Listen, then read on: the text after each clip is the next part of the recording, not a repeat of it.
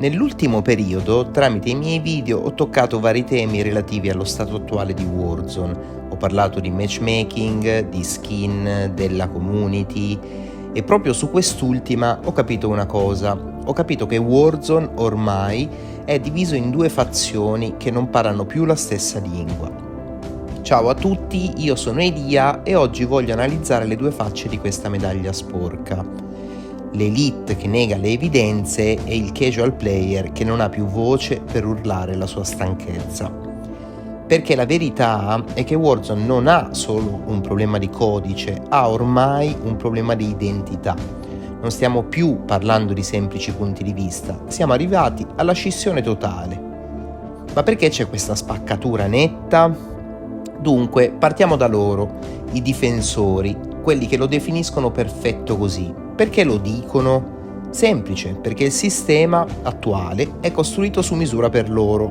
Lo streamer o il pro player non vede il problema dell'SBMM, perché la sua intera giornata è dedicata ad aggirarlo o a dominarlo. Per loro, ammettere che il gioco è sbilanciato significherebbe sminuire i propri risultati. Quindi cosa fanno? Negano l'evidenza. Se un casual player lamenta matchmaking impossibili, la risposta è sempre la stessa: sei scarso, migliora. È un approccio tossico che scambia la dedizione patologica con il merito. Difendono un castello che crolla solo perché loro hanno la stanza più bella.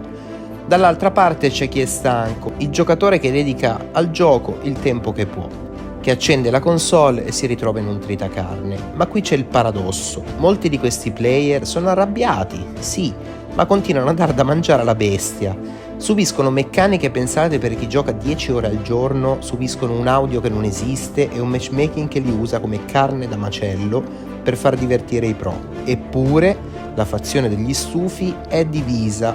C'è chi vorrebbe lottare per un gioco migliore e chi si è arreso al fatto che Warzone non è più un divertimento, ma un secondo lavoro non retribuito. È una fazione che soffre di una stanchezza cronica, ignorati da chi comanda.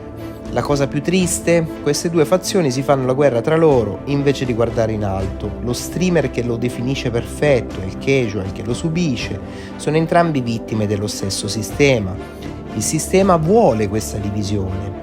Finché i bravi umiliano i mediocri e i mediocri odiano i bravi, nessuno guarderà mai chi sta davvero muovendo i fili. Stiamo assistendo alla morte della solidarietà fra giocatori. Se non sei un pro, sei un peso. Se sei un pro, sei un arrogante. Non c'è più una via di mezzo, non c'è più una community. Hanno creato un ambiente dove chi dedica la vita al gioco si sente autorizzato a silenziare chiunque chieda un equilibrio sano.